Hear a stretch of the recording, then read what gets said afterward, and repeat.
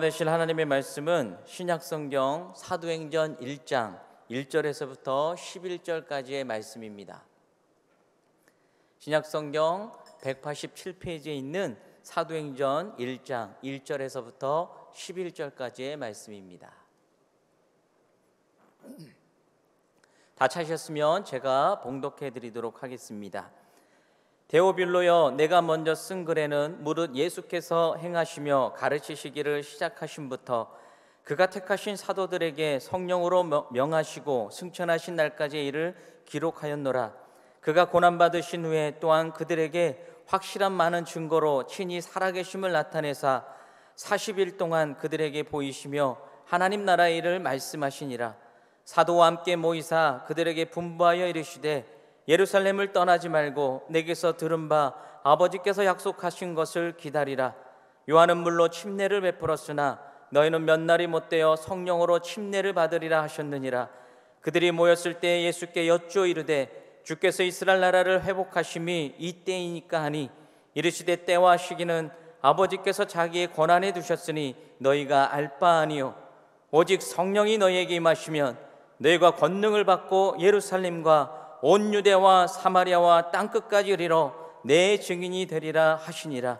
이 말씀을 마치시고 그들이 보는데 올려져 가시니 구름이 그를 가리어 보이지 않게 하더라. 올라가실 때 제자들이 자세히 하늘을 쳐다보고 있는데 흰옷 입은 두 사람이 그들 곁에 서서 이르되 갈릴리 사람들아, 어찌하여 서서 하늘을 쳐다보느냐? 너희 가운데서 하늘로 올려지신 이 예수는 하늘로 가심을 본 그대로 오시리라 하였느니라. 아멘. 할렐루야. 저는 오늘 앞으로 그리고 위로 끝까지 전진하며 승리하는 교회, 이런 제목으로 하나님 주시는 말씀을 나누기 원합니다. 사랑하는 귀한 성도 여러분, 누가라는 의사가 기록한 두 번째 책인 사도행전 서두에는 부활하신 후에 예수님이 행하신 특별한 일들이 기록이 되어 있습니다. 부활하신 예수님은 특별히 40일이라는 기간 동안에 제자들과 함께 하시며 새로운 교제를 나누시고 말씀 훈련을 행하셨습니다. 그가 고난받으신 후에 또한 그들에게 확실한 많은 증거로 친히 살아계심을 나타내사 40일 동안 그들에게 보이시며 하나님 나라의 일을 말씀하시니라. 자, 얼마 전에 예수님이 체포되셔서 재판받고 고난당하시고 죽으시는 일이 일어났습니다. 십자가에 못 박혀 비참하게 죽으셨습니다.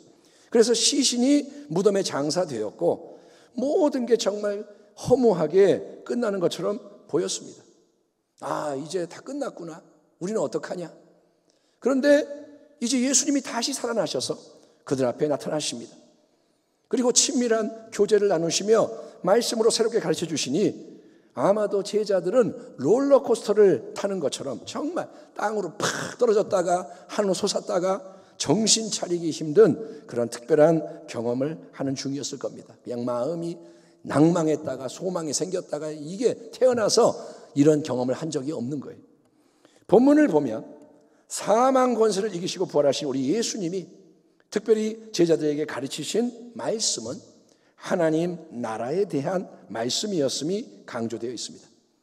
여러분, 3년 반 공생의 사역 동안에도 우리 주님의 모든 사역의 중심이 되었던 것이 하나님의 나라입니다. 한번 따라하겠습니다. 하나님의 나라. 다시 한번, 하나님의 나라. 여러분, 하나님의 나라가 뭘까요? 하나님의 나라가 임하시옵소서. 하나님의 나라가 뭐냐? 그것은 하나님이 친히 그분의 뜻대로 다스리시는 거룩한 통치의 역사가 이루어지는 것입니다. 아멘. 하나님의 나라는 세상의 나라가 아닙니다. 대한민국이 있고 일본이 있고 중국이 있고 이렇게 보이는 나라가 아니라 하나님의 나라는 하나님이 통치하시는 거예요. 바로 그 하나님의 나라에 대해서 우리 주님은 이전의 말씀을 총정리 요약해 하시고 또 새로운 진리를 더하시는 가운데 제자들을 지도해 주셨던 것입니다. 자, 그렇지만 우리는 제자들의 생각이 여전히 그들에게 익숙한 이전의 틀 안에 갇혀 있었던 것을 볼 수가 있습니다. 왜냐하면 6절에서 제자들이 심히 흥분한 상태에서 예수님께 거듭 질문하는 내용이 이렇게 기록되어 있기 때문입니다. 그들이 모였을 때 예수께 여쭈어 이르되 주께서 이스라엘 나라를 회복하심이 이때니까 하니. 주께서 이스라엘 나라를 회복하심이 이때입니까? 제자들이 예수님께 던지는 이 질문 속에서 우리는 하나님 나라에 대한 세 가지 근본적인 오해를 볼 수가 있는데, 첫 번째로 그들의 관심이 오직 이스라엘 나라에 집중되어 있다는 게 문제입니다. 이스라엘은 구약의 선민인 유대인들, 아브라함의 혈통적인 후손들이고, 그래서 그들의 나라라는 것은 이제 세상의 수많은 다른 민족들을 배제한 자기들만의 나라인 거예요. 우리나라, 우리나라 이 말이에요. 이스라엘 나라. 그들은 이스라엘 나라만을 지금 바라보고 있고, 둘째로 제자들은 바로 그런 유대인들 중심의 이스라엘 나라가 회복되는 것에 기대를 하고 있는 거예요. 회복. 오래전 그 유명한 다윗 왕이 통치를 할 때, 또 그의 아들 솔로몬이 왕자를 이어받아 다스렸을 때 이스라엘 왕국은 이 땅에서 최고의 전성기를 맞아 온 세상 가운데 빛을 발했습니다. 예, 다윗이 용감하게 다 정복하고, 그리고 솔로몬은 지혜가 넘쳐나고, 그래서 그냥 사방팔방에서 사람들이 찾아오고 난리가 났습니다. 바로 그런 멋지고 대단한 이스라엘 왕국이 이 땅 위에 회복이 돼서 자기들이 자유와 번영과 영광을 누리며 온 세상을 호령하게 되는 것을 바라는 마음이 간절했다는 것입니다. 그리고 세 번째, 제자들은 주님, 그렇게 주님께서 이스라엘 나라를 이 땅에 회복하시는 것이 이때입니까? 이때입니까? 바로 지금이 드디어 그런 위대한 세일이 완성되는 순간입니까? 두 눈을 반짝이며 질문을 하는 거예요. 예수님, 당신이 고난당하시고 십자가에 못 박혀 죽으신 후 무덤에 장사되셨을 때 우리가 그동안 품고 있었던 크고 놀라운 소망이 한순간에 물거품이 되어버렸고, 우리는 혼돈과 좌절에 빠질 수밖에 없었습니다. 우리는 쫄딱 망한 자가 됐습니다. 그러나 이제 주님이 이렇게 부활하셔서 새롭게 우리와 함께 하시며 우리에게 하나님의 나라에 대해 가르쳐 주시니, 그렇다면 주님, 드디어 지금이 당신이 부활하신 이 순간이 구약성경의 예언대로 우리가 그토록 바라던 이스라엘 나라의 회복이 이 땅에 온전히 이루어지는 때입니까? 주님, 드디어 우리가 그 놀라운 영광을 보게 되고 제자들인 우리 모두가 주님과 함께 높은 통치의 자리에 앉아 다스리게 되는 때가 온 것입니까? 주님, 저는 좌의정하고 얘는 우의정하고 우리가 이제 떵떵거리며 살게 되는 것입니까? 그러나 예수님은 이러한 제자들의 열광적인 기대 앞에서, 그래, 맞아, 바로 지금이 너희의 소망이 이루어지는 때야, 아니면 아니야, 틀렸어, 너희의 소망은 지금이 아니라 좀 더 있다가 이루어질 거야, 이렇게 대답을 하시는 게 아니라, 우리 주님은 근본적인 관심, 생각과 행동의 방향을 다른 쪽으로 돌리시는 전혀 다른 대답으로 하나님 나라에 대해서 새롭게 가르쳐 주시는 말씀이 7절 8절에 이렇게 기록이 되어 있습니다. 이르시되, 주님이 말씀하십니다. 때와 시기는 아버지께서 자기의 권한에 두셨으니 너희가 알 바 아니오. 오직 성령이 너희에게 임하시면 너희가 권능을 받고 예루살렘과 온 유대와 사마리아와 땅 끝까지 이르러 내 증인이 되리라 하시니라. 아멘. 아멘 합시다. 아멘. 자, 먼저 예수님은 너희는 하나님 나라의 완성에 대해서 때와 시기를 궁금해하지 마라. 그거를 알려고 애쓰지 마라. 왜냐하면 그것은 너희에게 허락되지가 않은 감춰진 비밀이기 때문이다 라고 분명하게 선을 딱 그으시는 거예요. 스톱! 이거는 너희하고 상관이 없어.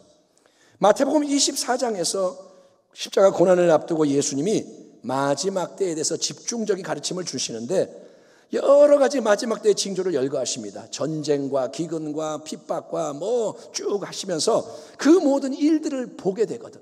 지금이 그런 때입니다. 지진, 전쟁, 질병, 아무튼 이런 걸 보게 되거든. 인자이신 주님이 다시 오시는 게 가까이 곧 문 앞에 이른 줄 알라 예고하시는 거예요.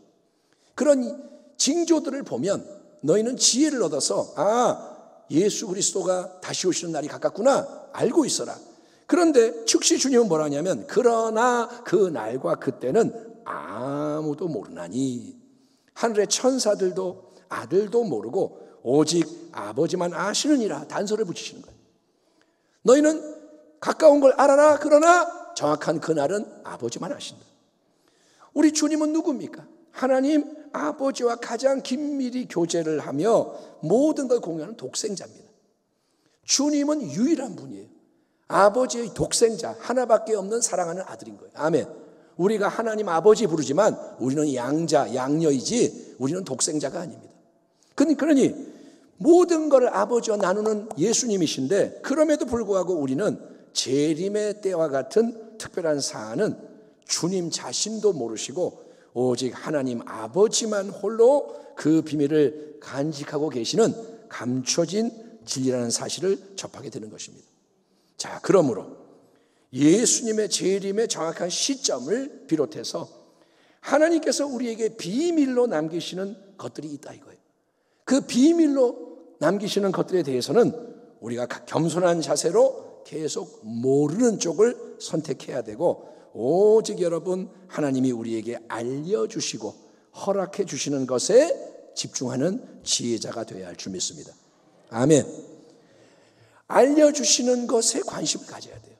안 알려주시는데 자꾸 알려하지 말고 로마서 12장에 나오는 사도 바울의 이 말씀이 우리에게 매우 유용한 지침으로 다가옵니다. 바울이 뭐라 그러냐? 내게 주신 은혜로 말미암아 너희 각 사람에게 말하노니 마땅히 생각할 그 이상의 생각을 품지 말고 오직 하나님께서 각 사람에게 나누어 주신 믿음의 분량대로 지혜롭게 생각하라. 아멘. 아멘 합시다. 아멘. 하나님이 우리에게 주시는 모든 것, 허락하시는 것은 기꺼이 감사히 받아야 되고 하나님의 뜻대로 헌신하는 게 충성인 거예요. 네 입을 넓게 열라 내가 채우리라. 아멘. 아멘. 믿음으로 입을 넓게 열고 주시는 걸 받아야 돼요. 허락하시는 건 놓치지 말아야 돼요. 예. 하지만 하나님이 우리에게 허락하지 않으시는 것은 기꺼이 감사히 몰라야 하고 주제넘게 욕심을 부리거나 영역을 침범하지 않는 것 역시 충성이라는 거예요. 아멘. 내 분량이 있는데 그 이상의 것을 내가 원하고 그게 뭐냐? 예, 사탄이 하나님의 보좌를 넘보는 거예요. 주제넘게. 그러니까 하나님 주시지 않는데 내가 그걸 얻으려 하는 것은 충성이 아닙니다. 아무리 입을 넓게 열라 해도 주시지 않는데 그걸 구하는 것은 충성이 아닌 거예요. 오 주님, 사랑하는 제자 요한은 어떻게 되나요? 저 베드로에게는 주님이 내가 나중에 원치 않은 고난을 당하다가 순교할 거라고 예고해 주셨는데 그러면 저 요한에게는 무슨 일이 일어나게 될까요? 베드로가 묻습니다. 요한복음 21장. 그러자 주님은 그게 너와 무슨 상관이냐? 너는 그저 오직 나를 따르라 말씀하신 것을 기억해야 됩니다. 신앙은 주님을 따라가는 거예요. 그러니까 다른 사람들에 대해서도 함부로 참견하고 관여하는 것을 우리가 조심해야 됩니다. 우리나라 사람들은 남에 대해 관심이 많아요. 지나가다가 누가 옷 이상이면 야, 저 사람 옷 봐봐. 그게 뭔 상관이 자기하고. 그러니까 우리는 이렇게 남에 대해서 계속 반응을 해요. 내가 그냥 참견하려고 그러고 조종하려고 그러고 내 의견을 자꾸 내고 그러니까 그게 함부로 하는 거예요. 허락되지 않았는데 하지 말라는 거예요. 여러분 하나님의 뜻대로 오직 주님이 원하시고 이끄시는 대로 깨닫고 순종하라. 이게 복된 신앙의 근본 원리인 것입니다. 아멘. 그러니까 하나님께 여쭤봐야 돼요. 하나님 제가 어떻게 해야 될까요? 하나님의 뜻대로. 예수님의 제자들은 오 주님 당신께서 이스라엘 나라를 회복하시는 일이 드디어 지금 완성되는 겁니까? 흥분해서 질문했지만 첫째 주님은 때와 시한은 오직 하나님 아버지의 권한에 속한 것이니 너희가 알려하지 마라. 거기에 상관하지 마라. 분명한 선을 딱 그으신 겁니다. 그 대신에 주님은 이 땅에서 제자들로 대표되는 모든 우리 성도들이 항상 지금 여기에서 집중해야 하는 하나님 나라의 근본적인 사명이 뭔지를 선언해 주시는데 그것은 뭐냐? 너희가 성령 충만한 예수의 증인들로서 이 땅 위에 계속 빛을 발하며 살아가야 한다는 것입니다. 아멘. 따라합니다. 성령 충만한 예수 증인이여 빛을 발하라. 사도와 함께 모이사 그들에게 분부하여 이르시되 예루살렘을 떠나지 말고 내게서 들은 바 아버지께서 약속하신 것을 기다리라. 요한은 물로 침례를 베풀었으나 너희는 몇 날이 못되어 성령으로 침례를 받으리라 하셨느니라. 오직 성령이 너희에게 임하시면, 성령이 너희에게 임하시면 너희가 권능을 받고 예루살렘과 온 유대와 사마리아와 땅끝까지 이르러 내 증인이 되리라 하시니라. 아멘. 3년 반 공생의 사역 동안 예수님이 제자들과 함께 하셨습니다. 그리고 옆에서 모든 걸 도와주셨습니다. 그런데 이제 40일 정도의 특별 교제와 훈련의 기간이 끝나고 나면 이제 주님은 이 땅에서의 모든 사명을 완전히 마치신 분으로서 하나님 아버지가 계신 하늘 영광 보좌 우편으로 올라가셔야 하는 상황입니다. 그래서 이제 예수님이 제자들과 성도들에게 당부하시는 가장 중요한 것은 뭐냐면 너희가 오직 성령으로 충만함을 받음으로써 새로운 보혜사로 함께 하시며 역사하시는 성령님의 인도하심을 받아야 한다는 거예요. 예, 자, 한번 따라하겠습니다. 보혜사, 보혜사. 예, 우리는 성령님을 보혜사, 성령님 이렇게 하잖아요. 보혜사라고 번역이 되는 헬라어 단어는 파라클레토스인데 이 파라클레토스의 뜻은 뭐냐? 옆에 부름받아 같이 있으면서 도와주는 분. 이게 파라클레토스예요. 옆에서 도와주려고 부름을 받은 분. 성령님은 그러니까 이제 이 땅을 몸으로 떠나가시는 예수님을 대신해서 우리와 옆에 함께 하시며 모든 것을 도와주시는, 그러니까 우리 안에 오셔서 우리의 보호자와 공급자가 되시고 위로하시고 교정해 주시고 가르치시며 걸음걸음을 지도하고 인도하시고 필요한 은사와 차원으로 시의적절하게 무장시켜주는 분이심을 여러분 믿으시면 아멘 하시기 바랍니다. 그러니까 성령님이 도와주시는 거예요. 아멘. 모든 걸 도와주시는 거예요. 이 땅에 몸으로 거하시는 우리 예수님은 인간의 몸을 가졌기 때문에 모든 성도들과 동시에 함께 계실 수가 없었죠. 주님은 몸이 있으니까 여기에 계시면 저기 못 계시는 거예요. 그렇죠? 그리고 베드로나 제자들 옆에 계셨어도 그들 안에는 들어가실 수가 없고 또 3년 반의 기간이 지나시니까 떠나셔야 했기에 그분의 도와주는 보혜사 사역에는 여러모로 제한이 있었습니다. 인간의 몸을 가진 이상은 제한을 받는 거예요. 그러나 이제 예수님의 영이신 성령님이 새로운 보혜사로 보내심을 받아 우리에게 오시면, 성령이 오시면 그분은 이제 모든 참된 믿음의 백성 한 사람 한 사람 한 사람 안에 들어와 거하시는 거예요. 아멘. 성령님이 우리 안에 들어오시는 거예요. 그리고 영원히 떠나지 않으시는 거예요. 원칙적으로. 예. 그리고 은혜와 진리의 풍성함으로 역사하기 때문에 예수님은 뭐라 하시냐? 사실은 내가 이제 너희를 떠나가고 성령님이 이 땅에 오시는 게 너희에게 더 유익하다. 그게 훨씬 더 복되고 귀한 것이다 라고 말씀을 하신 것입니다. 지금 우리가 성령의 시대에 사는 게 축복임을 아시길 바랍니다. 예수님을 한번 눈으로 보는 것보다 성령을 모시는 게 100번 1000번 나은 거예요. 자, 이제 성령님이 오셔서 역사를 하시면 우리에게는 새로운 보혜사의 사역을 통해 풍성한 유익이 주어진다고 했습니다.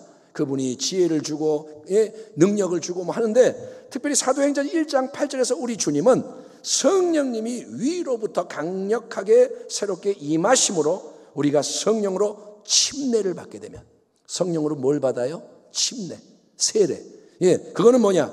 물속에 확 들어가는 것처럼 성령 안으로 푹 잠겨서 충만함을 얻게 되면, 충만하게 되면 우리에게는 특별히 여러분 하늘의 권능이 임하게 된다 약속하시는 거예요. 오직 성령이 너희에게 임하시면 너희가 권능을 받고. 아멘. 성령이 오세요. 권능이 함께 오는 거예요. 때와 시기를 알고 주관하는 절대적인 권한은 오직 하나님 아버지께 속한 거예요. 권한은 아버지께. 하지만 좋으신 하나님 아버지는 예수님을 믿는 우리에게 이제 하늘의 권능 또는 능력을 성령을 통해서 수여하시는 거예요. 아멘. 때와 시기는 알 수가 없지만 뭘 주시느냐? 성령을 통해 하늘의 권능, 능력을 주신다. 이 하늘의 권능, 능력은 결국 뭐냐 하면 하나님의 말씀이 역사하는 권능이고 예수님이 부활하신 새 생명이 역사하는 능력이기 때문에 성도 여러분, 세상은 알 수도 없고 흉내낼 수가 없는 놀라운 위대한 새 일들이 나타나게 됨을 믿으시기 바랍니다. 아멘. 세상은 설명할 수가 없는 일들을 하나님이 행하시는 거예요. 그렇기 때문에 참된 신앙의 삶은, 예수를 잘 믿는 것은 그냥 교회만 다니고 예배 드리고 봉사하는 종교 생활, 그거를 빼고 나머지 모든 거는 세상 사람과 똑같이 그럭저럭 살아가는 게 절대 아니라는 거예요. 다시 한번, 무슨 말이냐? 주일이니까 예배 나와요. 그리고 뭐 내가 봉사하는 자리에서 봉사해. 근데 교회 안에서 그 모습을 빼고 나면 삶에서는 세상 사람과 똑같다. 말하는 게 똑같고 행동하는 게 똑같다. 그거는 신앙이 아니라는 거예요. 종교 생활이지, 그거는 외식적인 거지, 그거는 예수님 말씀하시는 신앙이 아니라는 거예요. 여러분, 세상의 자원을 늘 의지하고 맨날 세상 거 얘기하고, 세상적인 목적만 추구하고, 인간의 지혜, 인간의 힘, 수고, 노력으로 내가 원하는 보이는 걸 이루어내는 게 삶이다. 내가 이거 하고 싶으니까 해야 되고, 하기 싫으니까 안 해야 되고, 그러다가 가끔 생각나거나 필요하면 하나님 도와주세요. 잠시 은혜를 구한다. 그렇다면 여러분, 그런 삶 속에서는 절대로 예수님이 우리에게 원하시고 명하시는 새로운 참 생명의 능력으로 열매 맺는 복된 역사가 일어날 수 없다는 거예요. 왜 예수를 믿는데 변하지가 않느냐? 왜 예수를 믿는데 이렇게 밋밋하냐? 왜 이렇게 재미가 없고 괴롭냐? 이유가 어디에 있느냐? 우리의 삶에 있는 거예요. 이 땅에서 공생의 사역을 시작하기에 앞서서 주님은 요단강에서 물로 침례를 받으십니다. 세례 요한이 주는 침례를 받으세요. 근데 바로 그 현장에 어떤 일이 일어나느냐? 예수님이 물에 들어갔다가 나오실 때 하늘이 열리는 거예요. 아멘. 이 땅에 위에 하늘이 열리는 거예요. 그리고 성령께서 비둘기 같은 형체로 예수님 위에 임하는 일이 일어나지 않았습니까? 아멘. 그리고 하나님의 아버지의 음성이 울려 퍼집니다. 이는 내 사랑하는 아들이요 내 기뻐하는 자다. 이거는 뭐냐면 하나님의 메시아 그리스도, 즉 기름 부음을 받은 자의 공생의 사역, 왕의 사역을 시작하기에 앞서서 우리 주님 자신도 성령의 침례를 받으시고 성령 충만한 자가 되셔서 하늘의 능력과 자원으로 무장되셔야 했던 것을 보여주는 거예요. 우리 주님이 나는 하나님의 아들이 이 땅에 왔으니까 내가 그냥 한다, 이게 아니라 주님도 성령 충만받고 능력을 받아야 되는 거예요. 마찬가지로 우리 주님이 제자들과 우리에게 간곡하게 당부하시는 말씀이 뭐냐? 그거는 너희도 반드시 동일한 성령의 침례와 충만을 받음으로써 이 땅의 권능이 아닌 하늘의 권능으로, 이 세상의 능력을 초월하는 하나님의 능력으로 무장이 돼야 한다는 거예요. 아멘. 무장돼야 돼요. 베드로가 은과 금은 내게 없으나 내게 있는 것을 내게 주노니. 아멘. 있는 게 뭐예요? 무장이 된 거예요. 내 안에 뭐가 있는 거예요. 이거를 준다.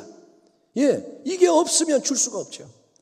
성령님이 주시는 권능, 능력은 이 세상에 속하는 권능과 능력이 아니기 때문에 돈으로 살 수 없고 공부하고 돌을 닦아도 생기는 게 아닙니다. 하늘의 능력과 권능은 인간의 방법으로 얻을 수가 없어요. 오직 여러분 성령님이 위로부터 임하셔서 역사하셔야 되는 거예요. 그러니까 이거는 뭐냐? 인간의 조건은 중요하지 않다 이거예요. 배운 게 없어요. 나는 집안이 그래요. 나는 못났어요. 하나님은 그걸 보는 게 아니에요. 내가 배웠기 때문에 쓰시는 게 아니에요. 내가 돈이 있으니까 쓰시는 게 아니에요. 아멘. 소망이 뭐냐? 이 모습 그대로 하나님이 나를 지으셨으니 하나님 그리고 성령이 임하면 되는 거예요. 그러면 여러분 예수님의 십자가 대속과 부활의 원천으로부터 은혜로 선물되는 새로운 권능과 능력을 우리가 받게 되는 줄 믿습니다. 성령 충만 받기를 축원합니다. 자, 그러면 질문은 왜 하나님은 성령님을 통해서 이런 놀라운 권능과 능력을 선물하시는 걸까요? 어째서 메시아 그리스도이신 하나님의 아들 예수님이 이 땅에 거하실 때 그분 안에서 충만히 역사했던 그 성령님의 귀한 권능과 능력이 우리에게도 아무 공로 없이 선물로 주어지는 걸까요? 왜 그걸 주시는 걸까요? 그 이유는 이제 영광의 보좌 우편으로 승천하시는 주 예수님께서 제자들과 이 땅의 모든 성도들에게 남기시는 가장 중요한 사명이 바로 예수님의 증인이 되는 것, 즉 세상 속에서 그분의 하나님 나라 복음을 전파하는 사명이고, 그 위대한 놀라운 사명을 위해서는 영적으로 잘 무장이 되고 구비되는 것이 필요하기 때문인 것입니다. 다시 한번 1장 8절, 오직 성령이 너희에게 임하시면 너희가 권능을 받고, 아멘. 그 다음에 끝이 아니라 예루살렘과 온 유대와 사마리아와 땅 끝까지 이르러 내 증인이 되리라 하시니라. 예수님의 이 말씀이 사도행전 전체의 내용을 압축하는 프로그램적인 선포라고 합니다. 사도행전의 내용이 뭐냐? 사도행전 1장 8절인 거예요. 예? 과연 이 말씀대로 예루살렘 마가의 다락방에 성령님이 강림하시자 성령 충만을 받은 120문도 권능을 받고 일어나 복음을 전파하는 일이 예루살렘에서 시작이 되는 거예요. 아멘. 그리고 부흥의 불길이 일어나기 시작합니다. 예루살렘부터 시작이 되는 거예요. 그리고 성령 충만한 증인들이 전파하는 복음은 예루살렘에서 끝나는 게 아니라 온 유대와 사마리아의 경계를 넘어서 그 당시 땅 끝이자 세상의 중심으로 여겨졌던 로마 제국의 수도에까지 울려 퍼지는 것으로 사도행전이 마무리가 되는데, 이게 결국은 뭐냐? 하나님이 약속하신 아브라함의 풍성한 복이 예수 그리스도 안에서 온 세상 만민에게 흘러가는 약속이 성취되어가는 과정인 것이고, 이 시대에 우리가 계속 여러분 바통을 이어받아 성취해야 하는 참된 크리스찬의 사명이라는 거예요. 아멘. 하나님의 뜻이 뭐냐? 만민에게 아브라함의 복이 흘러가는 거예요. 그거를 위해서 예수의 복음이 주어지는 거고, 아멘. 예수님은 아브라함의 후손이요, 그분은 다윗의 후손이요, 그분이 모든 것의 중심이라서 예수의 복음을 통해 땅끝까지 복이 흘러가는 거예요. 아멘. 자, 그러니 중요한 것은 이것입니다. 진정으로 예수를 따르고 섬기는 교회와 성도의 삶은 뭐냐? 진짜 교회, 진짜 성도의 삶은 뭐냐? 그것은 그 자리에 머무는 삶이 아닌 거예요. 그 자리에 가만히 있는 삶이 아니라, 여러분, 이 땅 위에서 이 땅에 허락된 삶 동안 계속 나아가는, 세상 속에서 전진하는 삶이 되어야 하는 것입니다. 한번 따라합니다. 앞으로 전진하자. 살아있는 동안은 전진하는 거예요. 살아있는 동안은 달려가는 거예요. 앞으로. 예, 출애굽한 이스라엘의 새로운 세대가 약속된 가나안 땅을 정복했잖아요. 요단을 건너 이제는 정복해라. 이게 뭐냐? 땅을 밟아라, 전진해라, 싸워라. 그러면 정복해서 땅이 주어지는 거예요. 그것처럼 우리도 세상 속에서 여러분 계속 더 멀리 나아가며 적대적인 땅을 밟아 정복을 해야 되는 것입니다. 아멘. 예, 지금 뭐 예수님을 안 믿는 그런 땅인데 그 땅이 예수를 믿는 땅으로 바뀌도록 정복을 해야 되는 거예요. 마가복음 11장에는 우리 주님의 지상명령은 뭐냐? 가장 큰 명령, 이 땅의 교회와 성도들에게 남기시는 그분의 위대한 명령이 이렇게 기록되어 있습니다. 또 이르시되 너희는 온 천하에 다니며, 예, 암송 구절이죠. 만민에게 복음을 전파하라. 믿고 침례를 받는 사람은 구원을 얻을 것이요 믿지 않는 사람은 정죄를 받으리라. 그 다음에 따르는 놀라운 말씀이 믿는 자들에게는 이런 표적이 따르니. 아멘 합시다. 그게 뭐냐? 성령의 권능이 말이니. 표적은 권능입니다. 곧 그들이, 저와 여러분이 예수의 이름, 내 이름으로 귀신을 쫓아내며, 아멘, 새 방언을 말하며 뱀을 집어올리며 무슨 독을 마실지라도 해를 받지 아니하며 병든 사람에게 손을 얹은즉 나으리라. 주 예수께서 말씀을 마치신 후에 하늘로 올려지사 하나님 우편에 앉으시니라. 제자들이 나가 두루 전파할세 주께서 함께 역사하사 그 따르는 표적으로 말씀을 친히 확증하시니라. 아멘. 제자들이 나가서 세상 속에 전진하며 두루 전파할세 누가 함께 하시느냐? 주께서 함께 하시는 거예요. 성령의 권능이 함께 하는 거예요. 그래서 표적으로 말씀이 진리임을 보여주시는 거예요. 예수의 이름으로, 그러니까 말씀이 이루어지는 거예요. 그러니 성도 여러분, 예수님의 몸을 함께 이루는 참된 교회는 움직이는 교회, 계속 더 멀리 세상 속으로 땅 끝을 향해 앞으로 나아가며 힘써 복음을 전파하는 교회가 되어야 할 줄 믿습니다. 따라합니다. 교회는 복음을 전해야 한다. 아멘. 믿는 사람끼리 우리끼리만 함께 모여서 자 여기가 좋사오니 이 정도면 됐사오니 이렇게 고립적이고 폐쇄적인 분위기는 주님이 절대로 원하시는 게 아닙니다. 맨날 아는 사람끼리 모여서 왔어요 사랑해요 이걸로 끝나면 안 된다는 거예요. 또 세상을 향해서 자 너희가 원하면 우리에게 와라, 우리는 기다릴게, 문은 열려 있으니까 들어와라, 그러면 받아줄게, 이런 식으로 미적지근하게 반응해서도 안 된다는 거예요. 예? 누가 새로 오면 왔나 보다, 예, 앉으세요, 이렇게 하는 게 아니라는 거예요.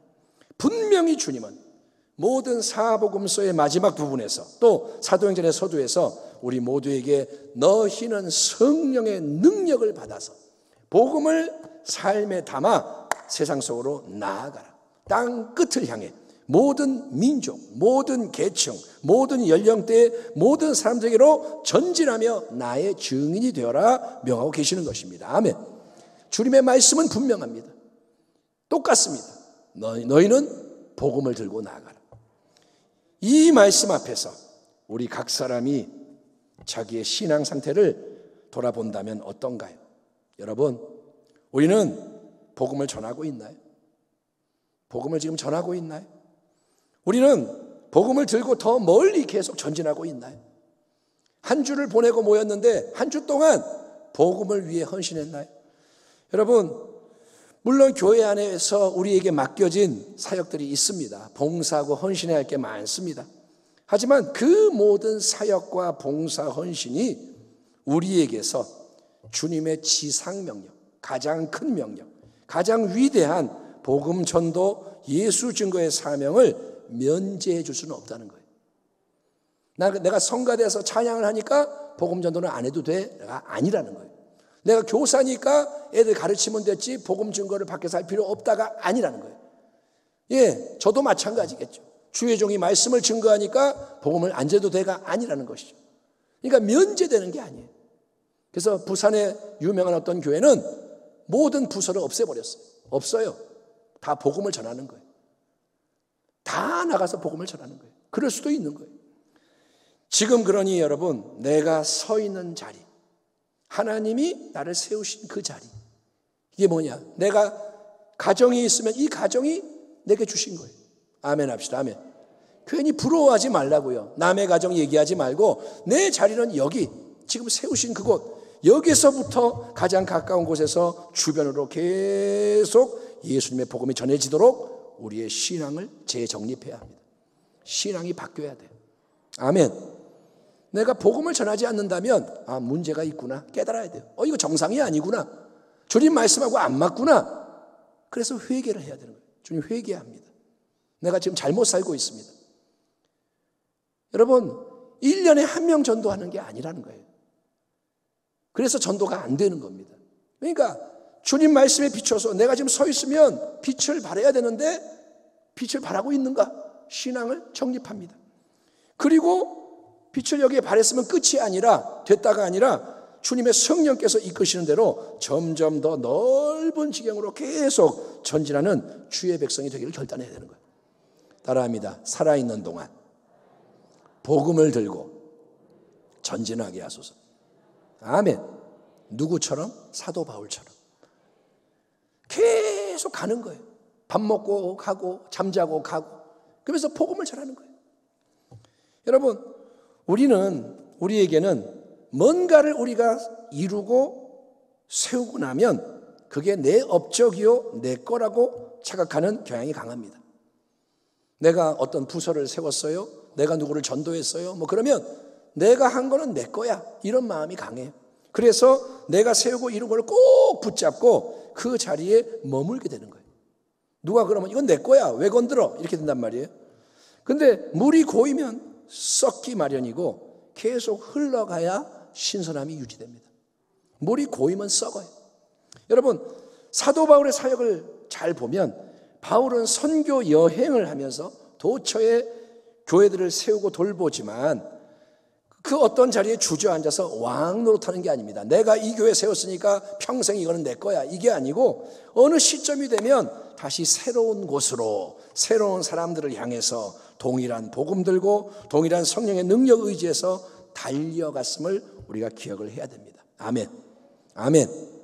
그렇게 내 손에 들어온 것을 계속 주님께 내어드리고 언제든지 이끄실 때마다 빈손으로 땅 끝을 향해 계속 새로운 걸음을 내디뎌야 끝까지 변질되지 않고 점점 더 귀하게 쓰임받는 축복을 누릴 수가 있습니다. 아멘.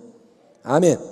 내가 몇 년 이거 했으니까 이건 내 거야. 아니요. 언제든지 이삭을 내놓아라. 바치는 거예요. 우리 거는 없습니다. 다 주님의 것입니다. 아멘. 주님이 나를 통해 심었고 물을 줬어도 내게 아닌 거예요. 자라게 하시는 분은 하나님이시다. 사랑하는 우리 순복음교회 성도님 모두가 예수님의 말씀에 순종해서 일평생 복음을 들고 세상 속에 전진하고 또 전진하며 수많은 사람에게 새 생명을 나누어주는 예수님의 증인이 되기를 축원합니다. 여러분이 예수님의 사람이 되기를 축원합니다. 이처럼 참된 교회의 가장 중요한 사명은 땅 끝까지 복음을 전하기 위해서 전진하는 것이고 그게 뭐냐? 바로 신앙의 선교적인 지평인 거예요. 예, 선교적인 지평. 이 수평적인 지평은 동서남북 온 세상 땅 끝을 향해 멈추지 않고 계속 앞으로 나가는 복음의 역사. 거기에 우리가 들어가야 되는 거예요. 복음을 위해 사는 거예요. 자, 첫 번째는 그러니까 앞으로 땅 끝까지 복음을 위해. 이와 동시에 참된 교회의 모든 지체들에게 또 항상 열려 있어야 하는 다른 중요한 지평이 있는데 그거는 뭐냐? 우리 주님의 다시 오심을 기대하고 맞이하기 위해서 준비를 하며 위를 향해 나아가는 종말론적인 지평입니다. 선교적인 지평, 앞으로. 그 다음에 종말론적인 지평은 뭐냐? 위로. 종말을 준비하는 건강한 신앙은 그저 하늘만 쳐다보고 신비한 것만을 추구하는 신앙이 절대 아니라는 사실을 우리는 사도행전의 승천 장면에서 확인할 수가 있습니다. 예수님께서 자, 성령이 임하시면 너희가 권능을 받고 땅까지 내 증인 되리라. 이 위대한 사명을 선포하시고 나서 하늘로 올려주심으로 구름 속으로 사라지시자 제자들은 그 신비한 현상에 압도가 돼서 계속 하늘 쳐다보며 서 있었던 것입니다. 우리라도 그러겠죠. 주님이 올라가면 우와 그러고 하늘을 계속 볼 거예요. 근데 흰옷 입은 두 천사가 그들 곁에 나타나서 전하는 새로운 말씀이 이것입니다. 이르되 갈릴리 사람들아 어찌하여 서서 하늘을 쳐다보느냐. 너희 가운데서 하늘로 올려주신 이 예수는 하늘로 가심을 본 그대로 오시리라 하였느니라. 아멘. 어찌하여 하늘을 쳐다보느냐. 그분이 오신다. 여러분 그러니까 이제 어떻게 하라는 거예요? 예, 하늘만 쳐다보지 말고 다시 오시기로 약속하신 영광의 주님을 기다리라는 거예요. 신비한 천국만 상상하며 허송세월하지 말고 주님이 다시 오시는 길을 예비하고 준비하는 것입니다. 따라합니다. 주님의 오심을 준비하라. 예, 길을 준비해라. 세례 요한이, 침례 요한이 예수님의 첫 번째 오심을 위해 길을 준비했듯이 우리도 다시 오시는 주님의 길을 준비해야 한다. 1992년에 우리나라를 큰 혼란에 빠뜨렸던 다미 선교회 기억하시죠? 다미 선교회가 뭐냐? 다가오는 미래를 준비하는 선교회. 그래서 시한부 종말론 몇 월 며칠에 주님 오신다 그래가지고 난리가 났는데 그 사건이 보여주듯이 예수님이 언제 재림하시니까 소유를 다 팔아서 갖다 바치고 다 한데 모여서 기도하고 예배만 드리며 세상과 구별되어야 한다. 그게 주님의 오심을 위해 준비하는 거다라고 주장하는 것은 아주 왜곡되고 위험한 신앙인 거예요. 주님이 오시니까 다 끊어버리고 위만 쳐다봐. 위험한 거예요. 마태복음 24장에서 우리 예수님은 분명히 이렇게 말씀하셨습니다.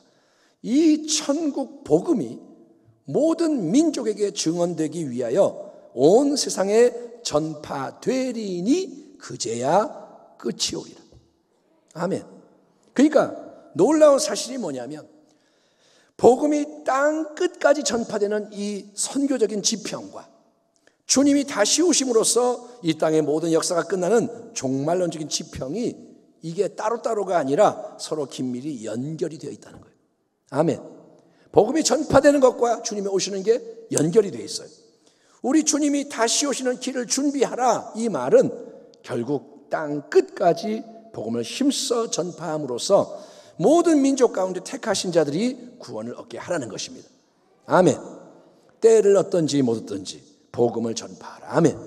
예, 그래서 하나님 나라에 보이지 않는 그 새로운 은혜가 이 땅에 넘쳐나게 하고 그 결과 만왕의 왕 예수님이 영광의 심판주로서 이 땅에 다시 오셔서 알곡과 쭉정이 양과 염소를 나누시고 영원한 나라를 완성하시는 그 날이 도래할 수 있도록 문과 길을 열어가라는 거예요. 아멘. 땅 끝에서 주를 맞으리. 주님을 어디서 맞이하느냐? 땅 끝에 갔을 때 맞이하는 거예요.